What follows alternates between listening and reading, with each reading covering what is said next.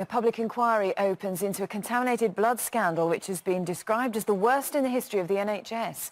Thousands of patients in the 1970s and 80s were given blood products infected with HIV and hepatitis.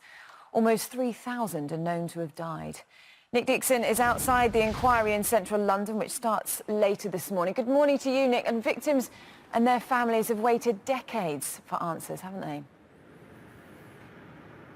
Yes, indeed, Charlotte. Long time indeed for some kind of justice and closure as well for the victims and their families. Around 5,000 people with haemophilia and other types of blood disorders became infected with tainted blood over the course of around 2 decades. And the aim of this inquiry, which starts this morning, is really, of course, to establish the facts, but also look at the response from the authorities over those years, and also whether or not there was any kind of a cover-up here. Regardless of the outcome, families like Ron Hill, who became infected with hepatitis C and died, say that their lives have been absolutely devastated by this and that it's really too little too late.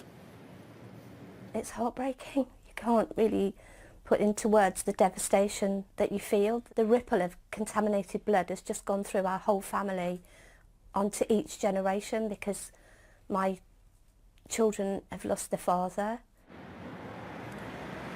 Well, former Prime Minister John Major may well be compelled to face questions at this inquiry, which is going to be led by a judge, along with 5 former health secretaries as well, including, as well as John Major, Kenneth Clarke, Virginia Bottomley as well. And the government has said that it's committed to giving the inquiry all the support it needs to establish the facts here. But Charlotte, this could be a very long process. Nick, thanks for that.